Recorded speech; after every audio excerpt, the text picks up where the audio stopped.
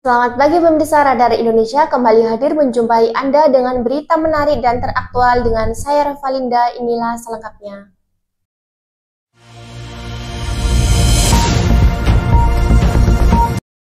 Rangkuman berita hari ini meliputi Diskominfo Kota Probolinggo verifikasi ke kantor FMaminPro dan Sertijab Bupati dan Wakil Bupati Kabupaten Kuburaya dan berita menarik lainnya.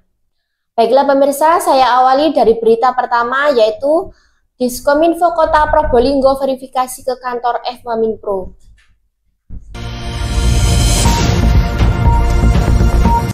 Pada hari Jumat, tanggal 28 Februari 2025, Dinas Komunikasi dan Informatika Kota Probolinggo melakukan kunjungan ke kantor Sekretariat Forum Wartawan Mingguan Probolinggo atau FMaminPro yang berlokasi di Mangunharjo. Kunjungan ini dilakukan dalam rangka verifikasi terkait pengajuan dana hibah organisasi yang telah diajukan beberapa bulan sebelumnya. Tampak hadir dalam kegiatan tersebut Ketua FMaminPro M. Suhri, Sekretariat FMaminPro Mamat Abdullah, serta perwakilan dari Diskominfo Kota Probolinggo yaitu Alvin, Yuli, dan tim lainnya. Ketua FMaminPro M. Suhri menyampaikan bahwa pihaknya telah mengajukan dana hibah dengan melengkapi semua persyaratan administrasi yang diminta. Berkas-berkas yang diperlukan telah dikirim melalui Diskominfo dan selanjutnya ditindaklanjuti oleh Badan Perencanaan Pembangunan Daerah. Lebih lanjut, ia berharap agar pengajuan dana hibah ini dapat terrealisasi pada tahun 2026. Namun, ia masih menunggu kepastian mengenai waktu pencairannya. Dengan adanya verifikasi ini, FMaminPro semakin optimis terhadap realisasi dana hibah yang diajukan. FMaminPro berharap agar bantuan tersebut dapat segera diterima dan dimanfaatkan untuk pengembangan organisasi demi mendukung kegiatan jurnalistik yang lebih baik di Kota Probolinggo.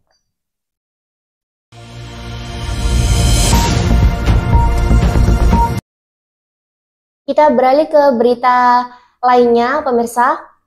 Sertijab Bupati dan Wakil Bupati Kabupaten Kuburaya periode tahun 2024 sampai 2029. Serah terima jabatan Bupati dan Wakil Bupati Kuburaya tahun 2025 sampai 2030 di kantor Bupati Kuburaya, Jalan Arteri Supaindo, Desa Arang Limbung, Kecamatan Sungai Raya, Selasa 4 Maret 2025.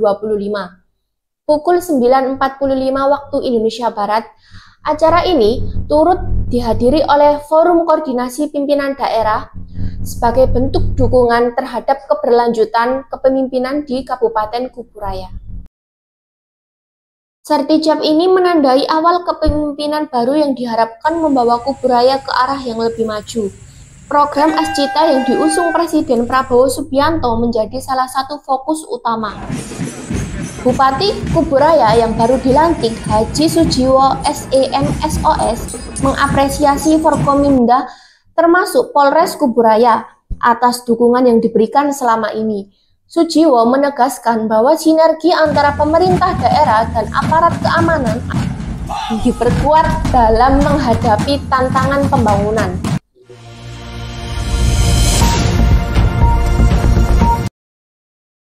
Kita beralih ke berita lainnya pemirsa. Untuk pertama kali, Bupati dan Wakil Bupati Pemalang adakan rakor dengan Kepala Desa. Acara yang digelar di pendopo rumah Dinas Bupati pada Selasa 4 Maret 2025 ini bertujuan untuk memperkuat komunikasi, berbagai informasi, serta menyelaraskan kebijakan desa dengan visi pembangunan daerah. Bupati Pemalang Anom Widiantoro yang didampingi Wakil Bupati Pemalang Nurholis menekankan pentingnya sinergi antara pemerintah daerah dan pemerintah desa demi pembangunan yang merata dan berkelanjutan. Ia juga mengajak seluruh kepala desa untuk berkolaborasi dalam mewujudkan kesejahteraan masyarakat Pemalang. Menurutnya, semangat kebersamaan sangat diperlukan agar setiap program pembangunan dapat berjalan optimal sesuai dengan kebutuhan daerah.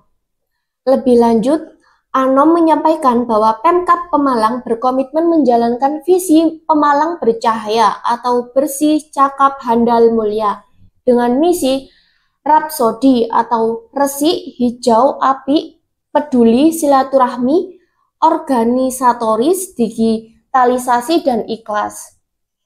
Sementara itu, Sekda Kabupaten Pemalang Herianto melalui Kepala Dinas Pemberdayaan Masyarakat dan Desa Ahmadi Setiawan menambahkan bahwa rakor ini merupakan upaya untuk mengevaluasi pembangunan desa dan memastikan kebijakan desa sejalan dengan visi pembangunan Kabupaten Pemalang.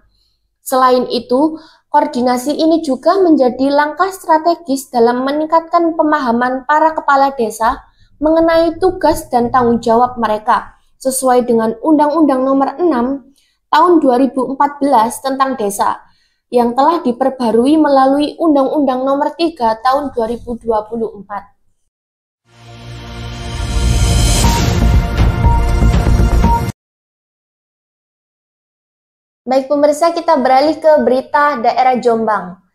Dishub Jombang tahun ini fasilitasi program angkutan lebaran gratis 2025. Dishub Jombang memfasilitasi program angkutan lebaran 2025 menyediakan 10 armada bus dengan tujuan 4 kota, kuotanya mencapai 500 orang.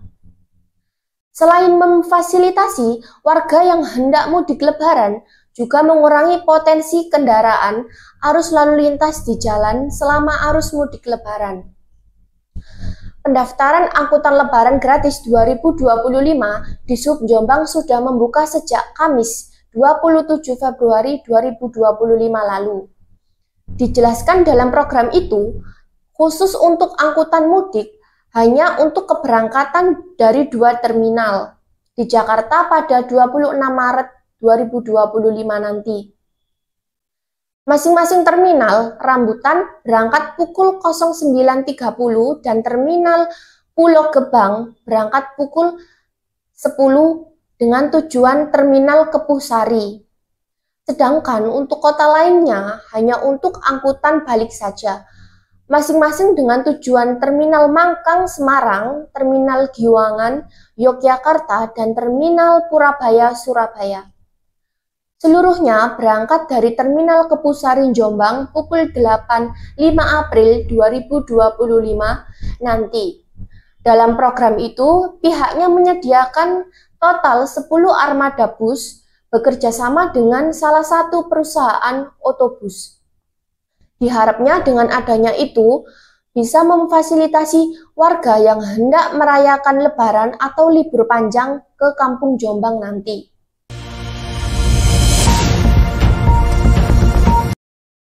Kita beralih ke berita banjir pemirsa. Tanggul Sungai Lamong jebol, warga boboh resah. Luapan Kali Lamong dan jebolnya tanggul di desa Boboh mengakibatkan ratusan rumah warga terendam banjir. Menurut keterangan Bayu, warga desa Boboh, banjir mulai terjadi pada Minggu pukul 2 dini hari. Kedalaman air mencapai 30 cm sampai dengan 1 meter. Beberapa kendaraan warga untuk sementara dievakuasi di halaman masjid dan area yang tidak terdampak banjir. Warga desa dibantu Badan Penanggulangan Bencana Daerah mendirikan posko bantuan korban banjir. Jebolnya tanggul di utara desa Boboh dan akibatnya meluap Kali Lamong juga berimbas terendam ruas Jalan Raya Boboh yang mengarah ke Jalan Raya Kepatian Menganti. Banjir di Jalan Raya Boboh juga mengganggu pengguna jalan yang melintas, terutama pengendara roda 2. Pengendara roda 2 lebih memilih untuk mencari jalan alternatif atau memutar ke arah desa Pelemwatu dan memutar ke arah desa Ngempol Kurung.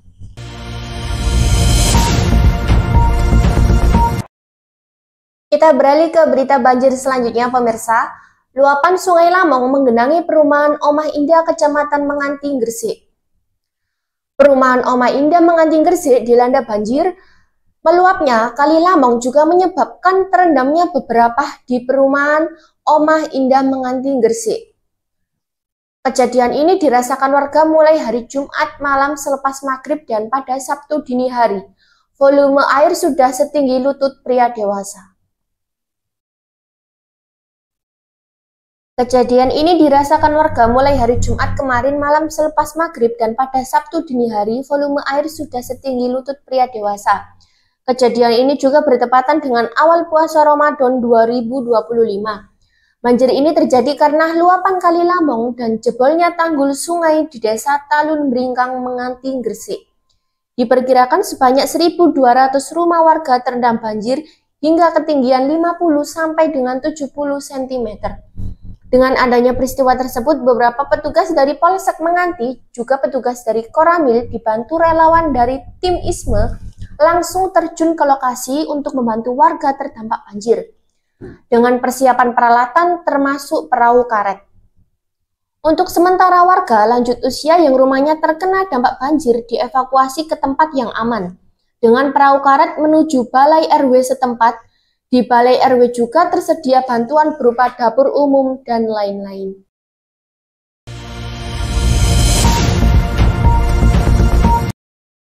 Pemirsa, kita masih di seputar berita banjir di daerah Gresik.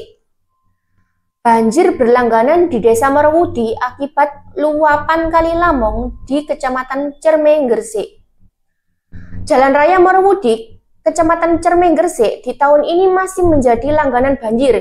Sejak kemarin, akses Jalan Merowudi sampai berita ini ditulis. Daerah Merowudi masih terendam banjir. Banjir terjadi karena luapan Kali Lamong sudah menimbulkan beberapa dusun di daerah Merowudi terendam banjir, termasuk akses jalan menuju Menjeng. Ketinggian air sekitar 20 sampai dengan 30 cm. Yang berpotensi menyebabkan kendaraan roda 2 mogok saat melintas. Banyak kendaraan roda 2 mogok saat nekat melintas di jalan yang terendam banjir, terutama tepat di depan toko Zali-Zali sampai dengan Indomaret Merowudi.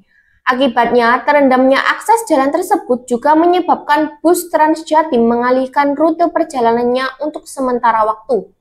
Rute bus Transjatim melewati rute Menjeng langsung ke arah Metatu, selanjutnya ke arah Cerme, kemudian ke Terminal Bunder, Gresik. Curah hujan cukup tinggi pada beberapa bulan ini menjadikan faktor meluapnya Kali Lamong.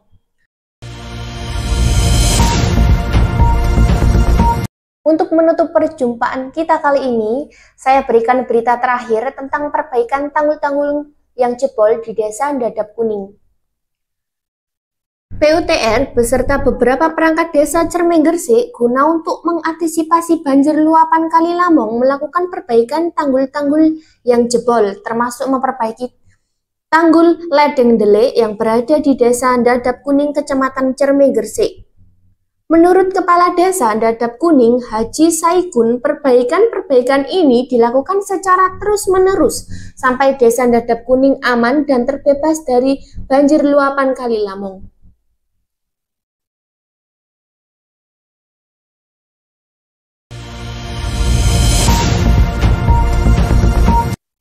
Baiklah pemirsa, berita terakhir Dadap Kuning tadi menutup perjumpaan kita kali ini. Saya Revalinda mewakili seluruh kerabat yang bertugas pamit undur diri dari hadapan Anda dan mengucapkan terima kasih.